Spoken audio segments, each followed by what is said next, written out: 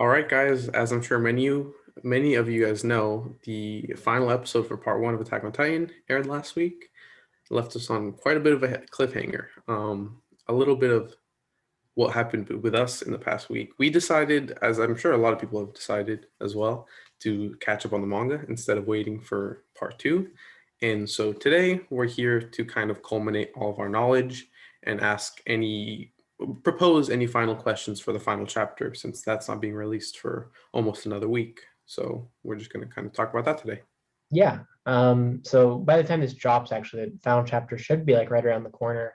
But we're basically going to be agnostic about our views on what will happen in the final chapter because there's a lot of like good competing theories. But basically, we're just going to kind of break down what the big ones are, what you should be looking out for, and hopefully, spur the juices in your brain to think of your own theories related to these. And to be expected, we are presenting theories about the final chapter that might involve some of the previous chapters. In fact, it very much will. So this is a huge spoiler warning. We're going to be talking about the final chapters, and also at a certain point, we're going to show the sketch of the final panel of all of the manga. We'll flag before we say that. So if you've read the chapters but you don't want to see that, then you can skip around that. But right now, we're just going to go into like the most recent chapters. Yeah, and just to add one thing to clarify, we are up to date on chapter 138 of the manga. So if Yeah. you have not read up to there, don't want it spoiled, and or haven't seen the final sketch of the final panel, be aware. So I think one of the big questions that you have to consider now is Aaron alive? I mean, if you look at this picture right here, you might say no. But there are some strong theories as to why Aaron might be alive. I'll start off with, one of the big ones, which is that Aaron is the one who has to end all of this, all of these things that he started, especially with respect to the Curse of Ymir and the Titans. So this is kind of touching on other stuff that we'll probably talk about, but what we've kind of come to is that probably the Titans will end after the series ends. Like there's no way that Eldians continue to be able to turn into Titans, or at least there's some sort of resolution in that aspect. And maybe the way of doing that is defeating this giant worm, and maybe like the Alliance can do that. But uh, a user who we'll post in like the description some of the credits for some of this stuff, but a user on Reddit has this theory, and one of the big things he says is that like thematically, the Alliance shouldn't be able to be the ones to end the Titans, right? Like Aaron is the one who has sacrificed so much, sacrificed his own humanity, sacrificed all these things to like, create this peaceful world, or like, create this world in which he is free, I guess. Whereas the Alliance hasn't really learned as many lessons. Like they had that little scene around the campfire where they were able to squash their beef and come together. But besides that, they haven't given up too much in terms of their own humanity or anything to get this far. So to let them be the ones to end the Titans seems like a narrative imbalance. Yeah, I completely agree. And I think something important to note is that this whole show is really kind of just Aaron's story. The title is Attack on Titan in English, but I believe in the Japanese, a better Japanese translation is The Attack Titan, right? Is the correct title for Yeah. the series. So I think a series named after this character would really want to complete the arc of that character, and that would be the true ending of the story. So I think that's one argument for the fact that he's alive, and for the fact that he's going to be the one to end all of this. One thing that I will say, however, against it is that Aaron has done a lot of bad things, and his ultimate goal, presumably, still speculation right now, is to probably help keep the world a better place, get peace. And what I think his plan is to end Titans in whatever form that takes. So I think him being able to complete that goal would be kind of too good for what he deserves after all the things that he's done. I Hmm. could see I could see the creators deciding to fault Aaron for all the actions that he's taken, and because of that, he will fall short of his goal. Just one thing to consider. As you say that, one good reminder of this or example of this from earlier in the series is Erwin, who sacrifices so much the lives of so many soldiers to find this truth about humanity behind the walls or past the walls, I guess. And he dies just before that. So that would be thematically similar to Aaron sacrificing so much and doing so much and then dying just before his, dreams are realized. Mhm. Uh, Yeah, and the series does love to foreshadow things, and they did put a lot of attention on that. So that could be some possible foreshadowing as to how the show's going to end. But again, speculation. Yeah, and there also has been like comparisons between, or at least back when Erwin was alive, some people would call him like a devil Hmm. for what he does. And now, like we've seen Aaron get called a devil a lot. That would be another parallel between the two. The other thing that I think people say to reason that Aaron is actually dead is like kind of the obvious thing, right? Like here he looks to be clearly dead, seems to have been decapitated, as well as like some people think, and I'm not really present my opinion here about this, but people think that it would undermine Mikasa's development and arc if she didn't actually kill Aaron, she just killed like this fake head. Hmm. Um, yeah, I think that those are reasonable theories. I'm not going to go too hard on how I feel, but I think those are the ideas for why Aaron actually is dead, kind of what we should be thinking right now. Yeah. Yeah. At the end of the day, I don't think we want to taint your views as well. We just kind of want to present the views and let you guys decide for yourself. In terms of mechanics of how Aaron could be alive right now, some people talk about the Warhammer Titan, Mhm. and how the Warhammer Titan, right, like during their fight was in this thing burrowed down far below. Um, some people think Aaron could still be on Paradise right now. Mhm. Um, Yeah, I something mean, was which too long. would make sense as to why Aaron was working so hard to get the Warhammer tie-in. I mean, it obviously had its benefits besides this, but as for his main goal, possibly that could be why he wanted to get the power. Yeah, but I think that's a pretty round overview of like whether Aaron is alive or not. Mhm. Yeah, so I think the next major question is something that we briefly mentioned earlier, what the fate of the Titans are going to be. We see here, recently we found out about this worm thing, which, as it's referred to, is the source of all life and the source of all Titans. And what it seems like off rip, and what my initial thought was, defeating this worm would remove Titans from the world, and everyone would just go back to normal, and that would be Aaron's plan. Creating peace for Paradise, and that would be the solution. But I think it's a little bit more complicated because if Titans are removed from the world, then there isn't really much insurance to protect Paradise after the fact. Yeah, during the battle, they mentioned the fact that the Marlene people and just the people of the world mentioned the fact that they would never commit the same mistakes again, but I don't know if we can necessarily trust them on that.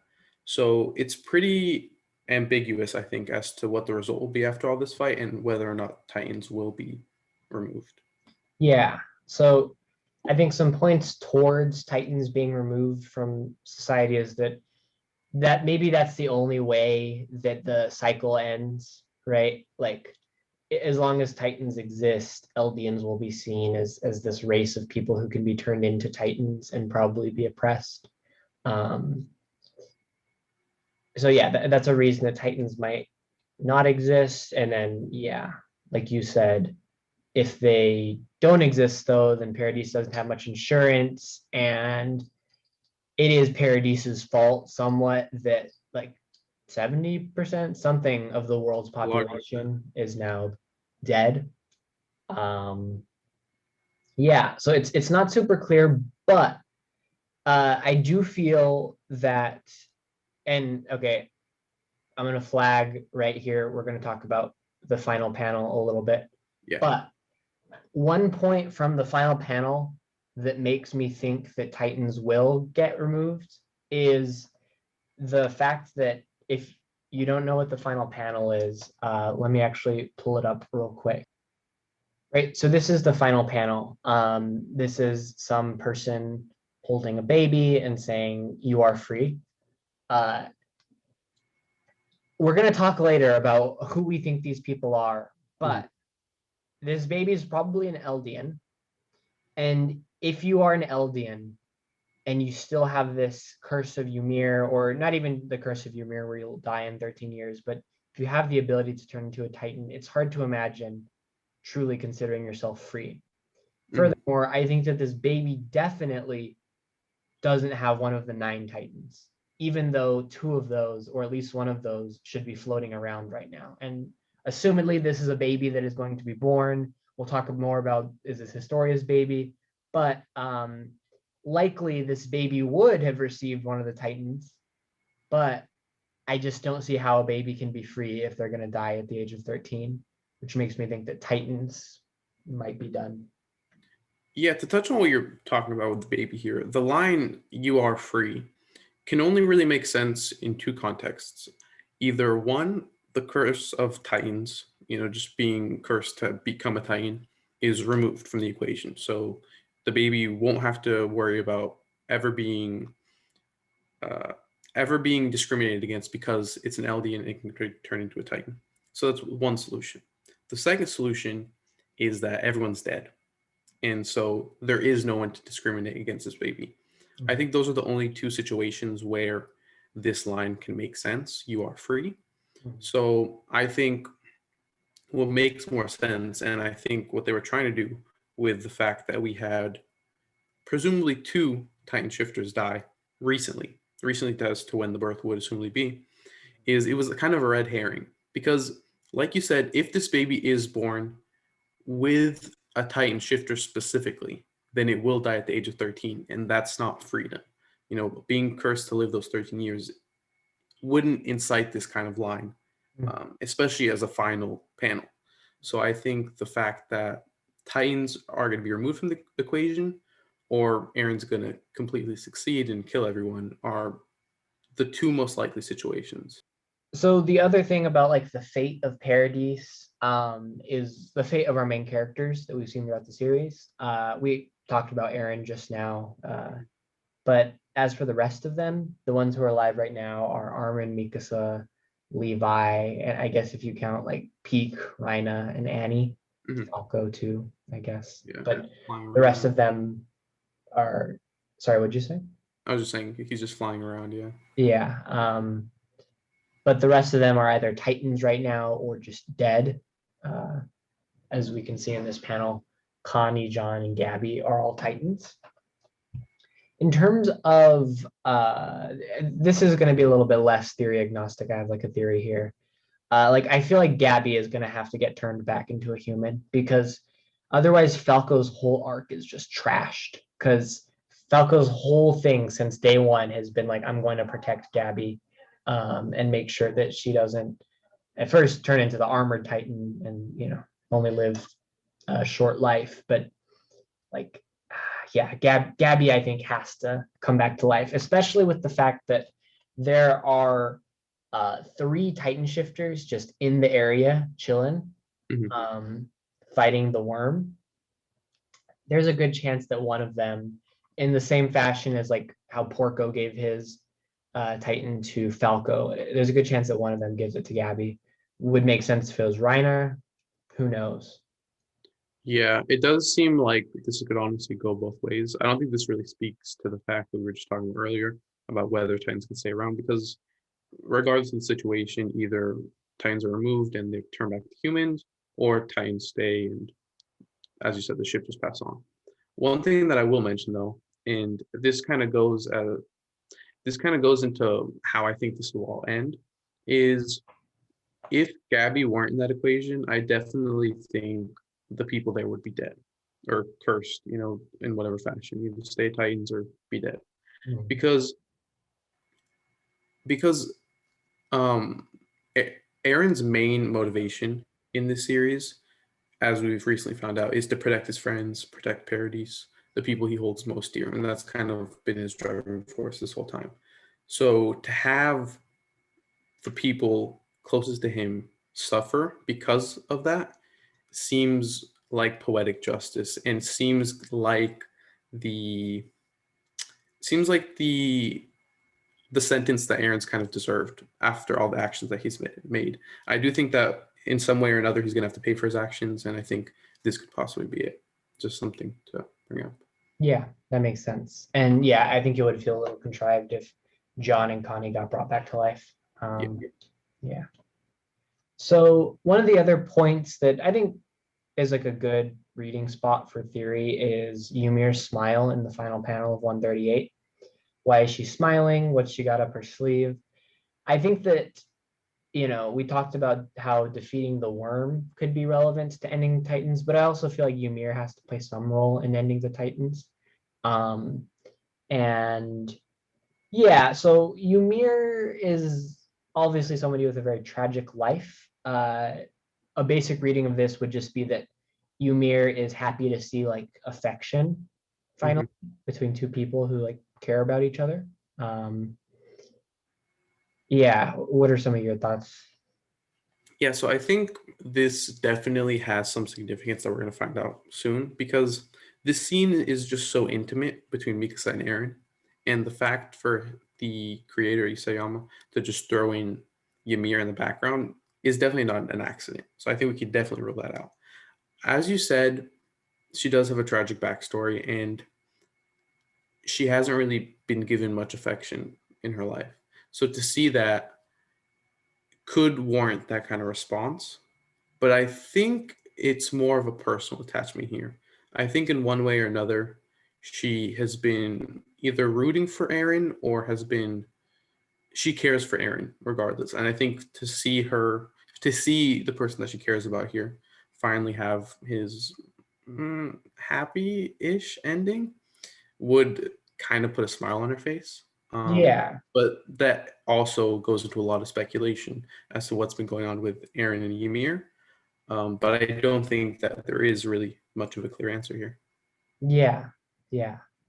I mean, Ymir or like Eren in that earlier chapter where he first kind of starts to rumbling, he tells Ymir that like she's free now to do what she wants. She doesn't have to listen to the royal family.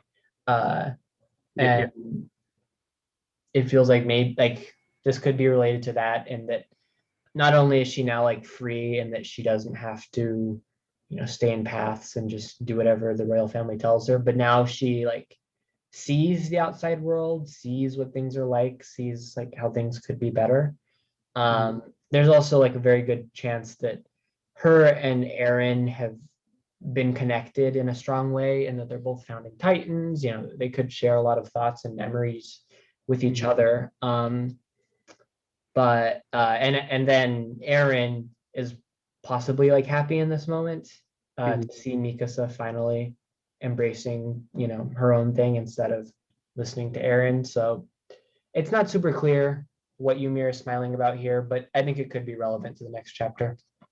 Yeah, in fact, I mean, it definitely will be. One other thing to note as well is it's clear that the ultimate goal here is freedom in whatever form that is.